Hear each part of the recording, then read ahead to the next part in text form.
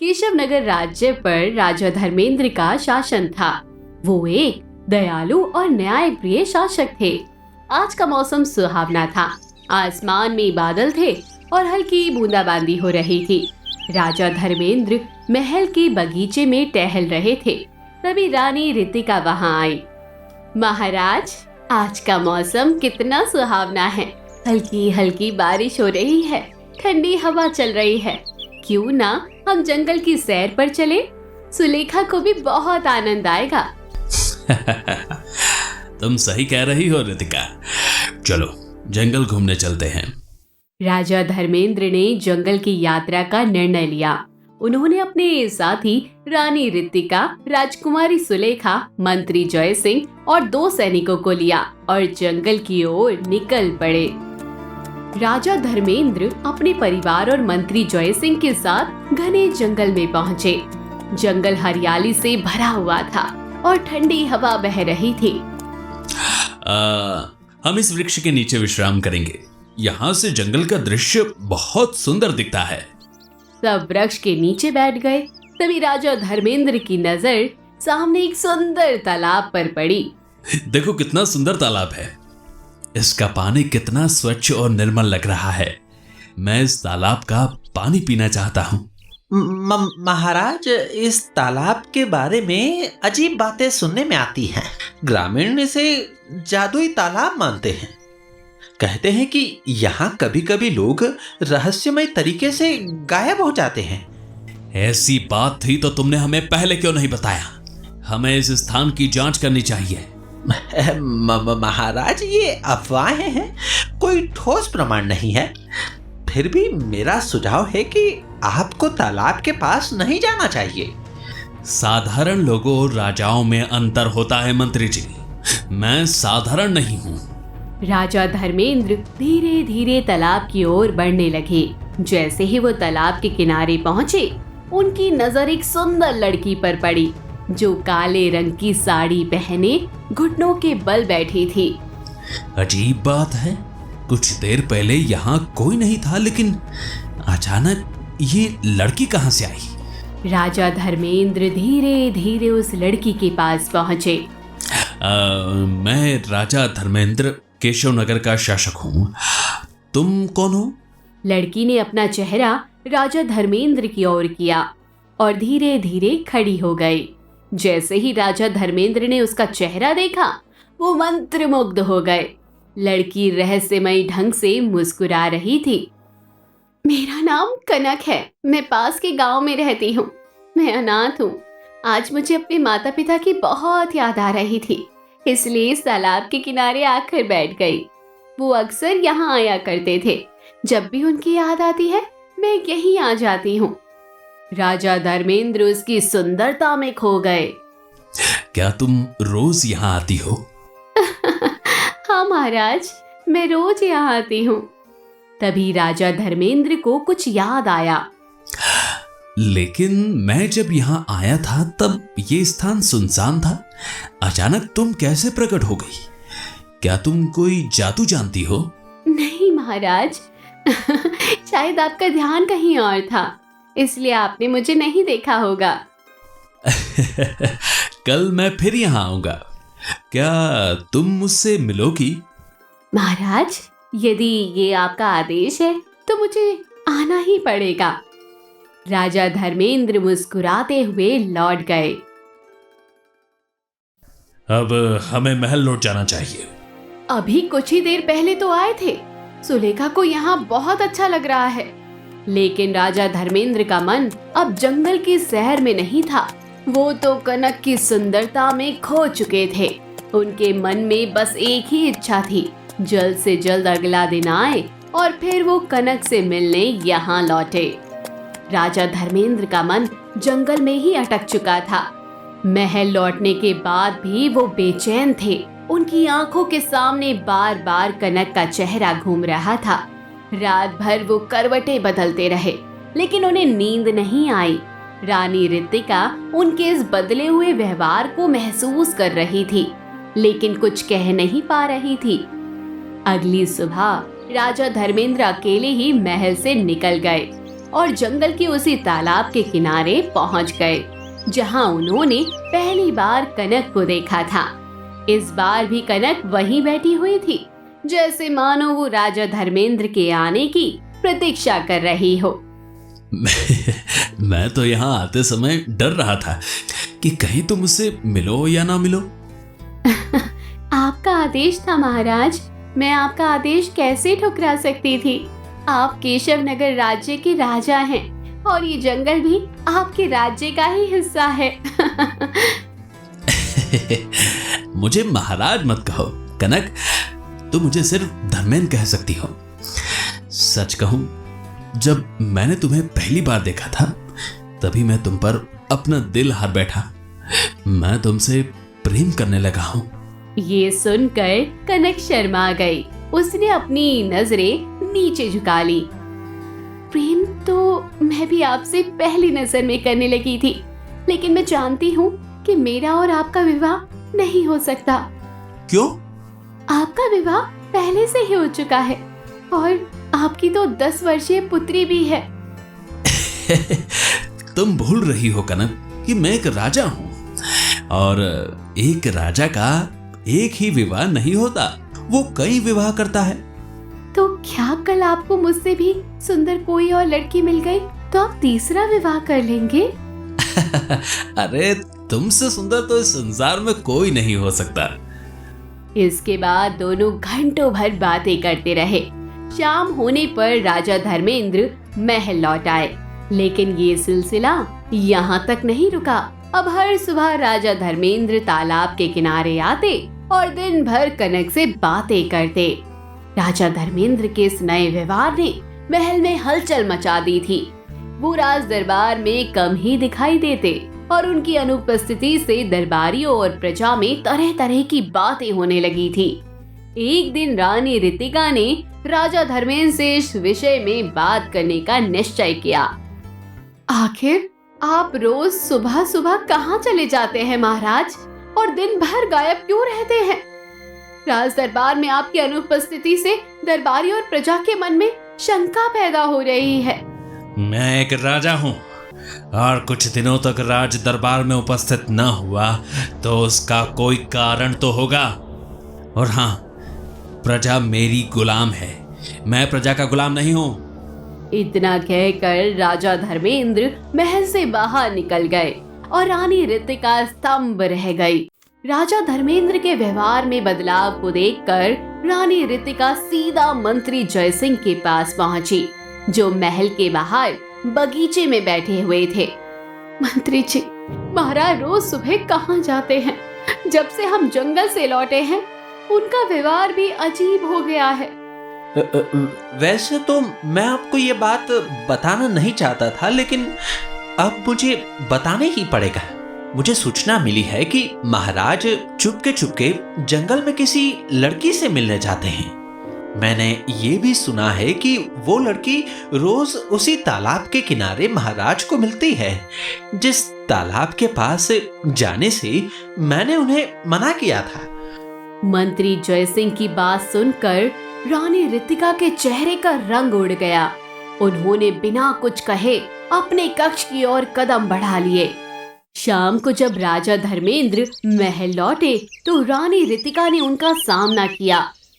तो महाराज, आखिर मिल ही आए मेरी सौतन से। क्या?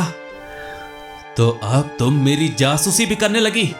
नहीं, बस मुझे सब पता लग चुका है। आप किसी लड़की से मिलने जाते हैं और उससे प्रेम करने लगे हैं। अगर अपने मन में किसी और को आपने बसा लिया है तो मुझे बता देना चाहिए। मैं तुम्हारी किसी भी बात का जवाब नहीं देना चाहता। इतना कहकर राजा धर्मेंद्र क्रोधित होकर वहां से चले गए। राजा धर्मेंद्र के चले जाने के बाद रानी ऋतिका अकेली बैठकर रो रही थी। तभी 10 वर्षीय राजकुमारी सुलेखा वहां आती है। माँ, पिताजी अब इतनी गुस्से में क्यों रहने लगे हैं? रानी ऋतिका ने अपनी बेटी को सीने से लगा लिया। उनकी आंखों से आंसू बह रहे थे। शायद तुम्हारे पिताजी का मन अब कहीं और लग गया है मेरी बच्ची। रात गहराती जा रही थी। लेकिन महल में दुख और संशय की एक नई आंधी उठ चुकी थी। अगली सुबह जब रानी रितिका नींद से जागी तो उन्होंने देखा कि राजा धर्मेंद्र महल में प्रवेश कर रहे हैं, लेकिन अकेले नहीं, उनके साथ एक अत्यंत सुंदर स्त्री थी। रानी रितिका उसे देखते ही सन्न रह गई। वो कौन थी? राजा धर्मेंद्र उसे लेकर महल क्यों आ रहे थे? महाराज, ये कौन है? ये मेरी दूसरी पत्नी कनक है। रानी रितिका को जैसे एक गहरा आघात लगा। उन्होंने राजा धर्मेंद्र की आंखों में देखा, लेकिन वहां कोई पछतावा नहीं था। आपने दूसरी शादी कर ली? हाँ, मेरी कनक से मुलाकात जंगल के तालाब के किनारे हुई थी। मैं इससे प्रेम करने लगा और इसके बिना जीवित नहीं रह सकता था, इसलिए मैंने इसे विवाह करके मैं महल ले आया हूँ। इतना कहकर राजा धर्मेंद्र कनक को लेकर महल के दूसरे कक्ष में चले गए। रानी रितिका जड़ होकर खड़ी रह गई। तभी मंत्री जय सिंह वहां आ पहुंचे। मुझे महाराज से ऐसी उम्मीद नहीं थी। ये क्या हो गया है उन्हें? वे तो आपसे और राजकुमारी सुलेखा से बहुत प्रेम करते थे। शायद मेरे भाग्य में सुख बस यहीं तक लिखा था मंत्री जी। मेरे पति के व्यवहार से स्पष्ट है कि मेरा आने वाला जीवन कैसा होगा। इतना कहकर रानी रितिका अपने कक्ष में चली गई और फूट फूट कर रोने लगी। रानी रितिका को रोता हुआ देखकर छोटी राजकुमारी सुलेखा घबरा गई। वो माँ के पास दौड़ती हुई आई। माँ, तुम क्यों रो रही हो? कुछ नहीं बेटी, अभी तुम बहुत छोटी हो। जब बड़ी हो जाओगी तब सब समझ जाओगी। रानी रितिका सारा दिन गहरी सोच में डूबी रही। न जाने उनके मन में क्या क्या विचार आए जा रहे थे कि तभी उन्होंने स्वयं से कहा, मुझे उस तालाब को देखना होगा जहाँ मेरे पति की मुलाकात मेरी सौतन से हुई थी। रात के अंधेरे में रानी रितिका चुपचाप महल से बाहर निकल गई। रात के अंधेरे में जब रानी रितिका महल के बाहर निकल रही थी कि तभी मंत्री जय सिंह उन्हें देखकर चौंक गए। महारानी, आप इतनी रात गए कहाँ जा रही हैं? उस तालाब के पास जहाँ मेरे पति को मेरी सौतन मिली थी। महारानी, वहाँ जाना ठीक नहीं। मुझे ठीक से नहीं पता, लेकिन वो तालाब रहस्यमय लगता है। मुझे जाना ही होगा। जय सिंह ने उन्हें रोकने की बहुत कोशिश की, लेकिन रानी रितिका ने उनकी एक ना सुनी। वो अकेले ही जंगल की ओर चल पड़ी। रानी रितिका तालाब के किनारे पहुंची। चारों ओर घना अंधेरा था। ठंडी हवा के झोंके उनके चेहरे को छू रहे थे कि तभी अचानक तालाब में पानी की हलचल होने लगी। पानी उबलने लगा और उसमें से एक अजीब सा धुआं उठने लगा। ये क्या हो रहा है? अगले ही पल जंगल में अजीब सी गूंज उठने लगी। अगली सुबह महल में हड़कंप मच गया। राजकुमारी सुलेखा फूट फूट कर रो रही थी। मंत्री जय सिंह दौड़ते हुए आए। क्या हुआ है बेटी? तुम रो क्यों रही हो? माँ रात में बाहर गई थी और अब तक वापस नहीं आई है। मैं सारी रात जागकर उनका इंतजार करती रही। मंत्री जय सिंह ये सुनकर स्तंभ रह गए। बिना देर किए वो राजा धर्मेंद्र के पास पहुंच गए। महाराज, रानी रितिका रात में महल से बाहर गई थी और अब तक वापस नहीं लौटी। आखिर उसे क्या आवश्यकता थी रात में जाने की? राजा धर्मेंद्र ने सैनिकों को जंगल में भेजा। मंत्री जय सिंह स्वयं खोजबीन में लग गए। हमने पूरा जंगल छान मारा, लेकिन महारानी का कोई पता नहीं चला। मंत्री जय सिंह महल लौटकर राजा धर्मेंद्र को ये खबर देने पहुंचे। महाराज, रानी रितिका कहीं नहीं मिली। कहीं मुंह काला करने के लिए चली गई होगी। कोई आवश्यकता नहीं है उसे ढूंढने की। मंत्री जय सिंह स्तंभ रह गए। वो चुपचाप बाहर आ गए जहां राजकुमारी सुलेखा रो रही थी। चिंता मत कर बेटी, भगवान पर भरोसा रखो, अपने अंदर हिम्मत पैदा करो। तुम एक राजकुमारी हो, कोई साधारण लड़की नहीं। समय बीतता गया। राजा धर्मेंद्र अपनी दूसरी पत्नी कनक में इस कदर खोए हुए थे कि उन्होंने अपना राजकाज भी भुला दिया। देखते ही देखते 10 वर्ष बीत गए। राजकुमारी सुलेखा अब जवान हो चुकी थी। सुबह की हल्की धूप महल के बगीचे में बिखरी हुई थी। फूलों की महक हवा में घुली हुई थी, लेकिन राजकुमारी सुलेखा का मन अशांत था। वो एक पत्थर के बीच बैठी थी जब मंत्री जय सिंह वहां पर आए। राजकुमारी, अब आपको राज्य की जिम्मेदारी संभालनी चाहिए। राज्य में रोज किसी न किसी व्यक्ति के लापता होने की विचित्र सूचनाएं आ रही हैं और महाराज धर्मेंद्र को राजकाज से कोई मतलब नहीं रह गया है। मंत्री जी, मैं जानती हूँ कि मेरे पिताजी पहले जैसे नहीं रहे और इसका कारण मेरी दूसरी माँ कनक है। जिस दिन वो महल में आई, पिताजी पूरी तरह से बदल गए। कुछ तो रहस्य है। मंत्री जय सिंह कुछ देर सोच में पड़ गए। उन्होंने धीरे से सर हिलाया। रहस्य? कैसा रहस्य राजकुमारी? मुझे मेरी माँ का पता लगाना है। मैं तब बहुत छोटी थी, लेकिन अब मैं बहुत बड़ी हो चुकी हूँ। अब मैं जानना चाहती हूँ कि मेरी माँ कहाँ गई और क्यों। मंत्री जय सिंह कुछ पल के लिए चुप रहे, फिर बोले। राजकुमारी, मैंने वर्षों पहले पूरे जंगल में महारानी को खोजा था, लेकिन उनका कोई निशान नहीं मिला। बस यही बात अजीब है मंत्री जी। अगर माँ को किसी जंगल में जानवर ने मार दिया होता तो कम से कम उनकी देह मिलनी चाहिए थी, लेकिन ऐसा नहीं हुआ। मुझे यकीन है कि इस रहस्य की कड़ी उस तालाब से जुड़ी हुई है जहाँ माँ को आखिरी बार देखा गया था। सुलेखा की आंखों में दृढ़ निश्चय था। वो जान चुकी थी कि अब उसे अकेले इस रहस्य की तह तक जाना ही होगा। घोड़े पर सवार होकर सुलेखा जंगल की ओर बढ़ी।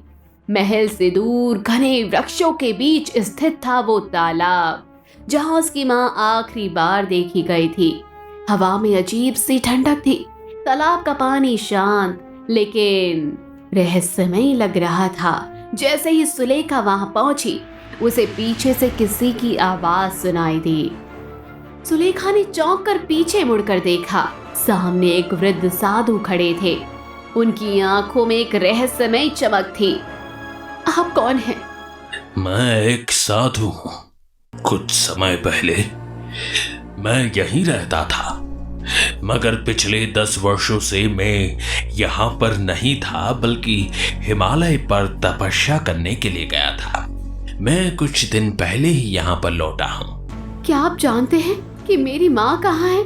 सुलेखा तालाब की ओर फिर से देखने लगी।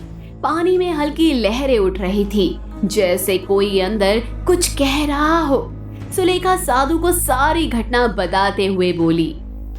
मुझे यकीन है कि मेरी माँ के गायब होने का राज इसी तालाब से जुड़ा है। साधु कुछ पल चुप रहे, फिर उन्होंने जमीन से थोड़ी मिट्टी उठाकर सुलेखा की हथेली पर रख दी। इस मिट्टी को अपने पास रखना। जब भी कोई अजीब घटना महसूस हो, इसे कस कर पकड़ लेना और मेरे पास आना। सुलेखा ने मिट्टी अपनी हथेली में कसकर पकड़ लिया। उसने ठान लिया कि अब वो अपनी माँ की सच्चाई सामने लाकर रहेगी। रात गहरी हो चुकी थी। महल के भीतर सब सो चुके थे, लेकिन सुलेखा का मन बेचैन था। उसकी हथेली में अभी भी वो मिट्टी थी जिसे साधु ने दिया था। अचानक उसे चारों ओर सब कुछ घूमता हुआ महसूस हुआ और वो बेहोश हो गई। जब उसकी आंखें खुली तो उसने खुद को एक अजीब भयावह महल में पाया। ये मैं कहाँ आ गई? ये महल इतना डरावना क्यों लग रहा है? सामने एक स्त्री रो रही थी। सुलेखा धीरे धीरे उसके पास गई। स्त्री का चेहरा धुंधला था, लेकिन उसकी आवाज जानी पहचानी लग रही थी। आप कौन हैं? जैसे ही उस स्त्री ने अपना चेहरा उठाया, सुलेखा का दिल धड़क उठा। वो कोई और नहीं बल्कि उसकी माँ रितिका थी। माँ! अचानक सुलेखा का सिर घूमने लगा और वो फिर से बेहोश हो गई। अगले ही पल जब उसने आंखें खोली तो वो अपने कक्ष में थी। वो पसीने से लथपथ थी। उसने अपनी हथेली देखी, मिट्टी अभी भी वहां थी। ये कोई सपना नहीं था। ये मिट्टी अभी भी मेरे हाथ में कैसे है? क्या ये सपना नहीं था? वो बिना समय गंवाए जंगल की ओर दौड़ पड़ी। घने जंगल के बीच वो रहस्यमय तालाब अपनी गहरी निर्वता में छिपा हुआ था। हवा में हल्की ठंडक थी और पक्षियों की चहचहाहट वातावरण को रहस्यमय बना रही थी। साधु ने गंभीर स्वर में सुलेखा की ओर देखा और कहा, जाओ इस तालाब के जल में अपना अस्क देखो। यदि तुम्हें अपना चेहरा दिखे तो समझ लेना कि तुम्हारी माँ अब इस संसार में नहीं है। लेकिन अगर तुम्हें अपना चेहरा नहीं बल्कि कोई और चेहरा दिखे तो जान लो कि वो जीवित है और कहीं कैद है। सुलेखा बिना कोई प्रश्न किए तालाब के किनारे गई। उसकी धड़कनें तेज हो गई। जैसे ही उसने पानी में झांका, उसकी आंखें आश्चर्य और भय से फैल गई। उसे अपना चेहरा नहीं दिखा, बल्कि वहां उसकी माँ रानी ऋतिका का चेहरा प्रतिबिंबित हो रहा था। ये कैसे संभव है? वो तेजी से साधु के पास दौड़कर आई और हांफते हुए बोली, साधु महाराज, तालाब के जल में मेरा चेहरा नहीं बल्कि मेरी माँ का चेहरा दिख रहा है। साधु की आंखों में गंभीरता आ गई। वो कुछ देर तक मौन रहे, फिर गहरी सांस लेकर बोले, वर्षों पहले जब मैं इस जंगल में निवास करता था, तब इस तालाब के पास किसी को भटकते नहीं देखा था। लेकिन मेरी अनुपस्थिति में इस जादुई तालाब ने अपना प्रभाव दिखाया है। ध्यान से सुनो राजकुमारी, तुम्हारी माँ इसी तालाब के नीचे कैद है। ये कैसे संभव हो सकता है? ये कोई साधारण तालाब नहीं बल्कि एक मायावी तालाब है। इसके भीतर एक भयानक डायन का वास है जिसने इसे अपने महल के रूप में बदल रखा है। सदियों पहले एक दिव्य साधु ने इस डायन को तालाब के भीतर कैद कर दिया था, लेकिन वो हमेशा बाहर निकलने की कोशिश में लगी रही। तुम्हारी माँ का इस तालाब में होना इस बात का संकेत है कि वो डायन मुक्त हो चुकी है और तुम्हारी माँ को इस तालाब में कैद कर दिया गया है। सुलेखा आत्मविश्वास से तालाब की ओर देखती रही। साधु ने अपने गले से एक अभिमंत्रित माला निकालकर उसके गले में डालते हुए कहा, राजकुमारी, बिना किसी भय के तालाब में प्रवेश करो। तुम स्वयं को एक विचित्र महल में पाओगी जहां तुम्हारी मां कैद है। लेकिन याद रहे, उन्हें मुक्त करना आसान नहीं होगा। तो मुझे क्या करना होगा साधु महाराज? उस महल में एक विशाल मूर्ति होगी जो उसी डायन का प्रतीक है। तुम्हें इस माला को उस मूर्ति के गले में डालना होगा। जैसे ही माला उस मूर्ति पर पड़ेगी, डायन जिस भी रूप में कहीं होगी तुरंत वहां प्रकट हो जाएगी। फिर तुम्हें ये माला उसके वास्तविक शरीर पर फेंकनी होगी। जैसे ही ये उसके शरीर को छुएगी, वो भस्म हो जाएगी और तुम अपनी मां को लेकर बाहर आ सकोगी। सुलेखा ने साहस बटोरते हुए तालाब की ओर कदम बढ़ाए और बिना समय गंवाए उसमें कूद गई। अचानक वो स्वयं को पानी के भीतर एक विशाल रहस्यमय महल में पाती है। ये वही महल था जिसे उसने पहले अपने स्वप्न में देखा था। सुलेखा चारों ओर देख ही रही थी कि उसे एक स्त्री घुटनों के बल बैठी रोती हुई दिखाई दी। जैसे ही वो पास पहुंची, स्त्री ने सर उठाया और सुलेखा को देखकर हतप्रभ रह गई। तुम मेरी बेटी सुलेखा जैसी लग रही हो। क्या तुम सच में सुलेखा हो? हाँ माँ, मैं सुलेखा हूँ। सबको लगा था कि आप इस दुनिया में नहीं हैं, लेकिन मेरा मन कभी नहीं माना, लेकिन आप यहाँ कैसे? जब तुम्हारे पिता ने कनक से विवाह किया तो मेरा मन भारी हो गया था। मैं इसी तालाब के किनारे आई थी। न जाने क्यों मेरे कदम इस ओर खींचते चले गए। अचानक तालाब का पानी उबलने लगा और उसमें से एक रहस्यमय शक्ति ने मुझे अंदर खींच लिया। जब मेरी चेतना लौटी तो मैंने खुद को इस महल में कैद पाया। मैंने कई बार बाहर निकलने की कोशिश की, लेकिन ये महल किसी अदृश्य शक्ति से घिरा हुआ था। माँ, अब चिंता मत करो आप, मैं आपको यहाँ से निकालूंगी। सुलेखा ने इधर उधर देखा और उसकी नजर एक भयानक मूर्ति पर पड़ी। बिना समय गंवाए उसने साधु द्वारा दी गई माला उठाई और उसे मूर्ति के गले में डाल दिया। उसी समय महल में मौजूद कनक, जो राजा धर्मेंद्र से बात कर रही थी, वो अचानक से कांपने लगी। उसकी आंखें चमक उठी, उसका स्वर डरावना हो गया। नहीं, नहीं हो सकता, यह मूर्ख लड़की, उसने मेरी ही मृत्यु को बुला लिया। कनक, ये तुम्हें क्या हो रहा है? तुम इस तरह क्यों बोल रही हो? मैं मूर्ख थी जो अब तक सुलेखा को जीवित छोड़कर आई थी, लेकिन अब मैं तुम्हारी पत्नी और पुत्री दोनों को मार दूंगी। राजा धर्मेंद्र भय और विस्मय से पीछे हट गए, लेकिन कनक, जो पूरी तरह से डायन के रूप में बदल चुकी थी, वो जंगल की ओर भागी और तालाब में छलांग लगा दी।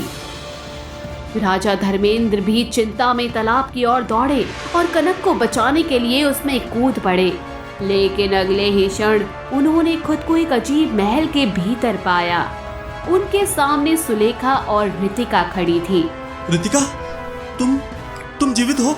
लेकिन तभी उनकी नजर कनक पर पड़ी, जो पूरी तरह से भयानक रूप धारण कर चुकी थी।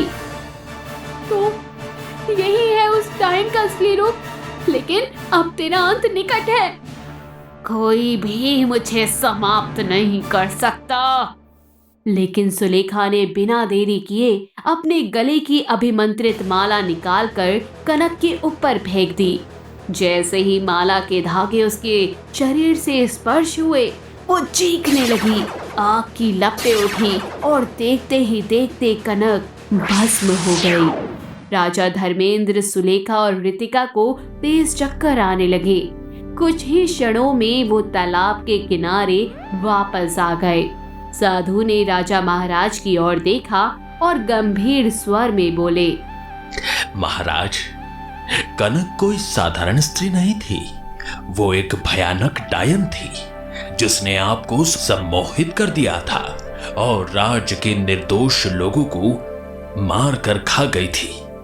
इसीलिए राज्य के वासी लापता हो रहे थे, लेकिन अब ये मायावी जाल समाप्त हो गया है। राजा धर्मेंद्र धीरे धीरे होश में आए। उन्होंने सुलेखा और रितिका को देखा और उनकी आंखों में आंसू आ गए।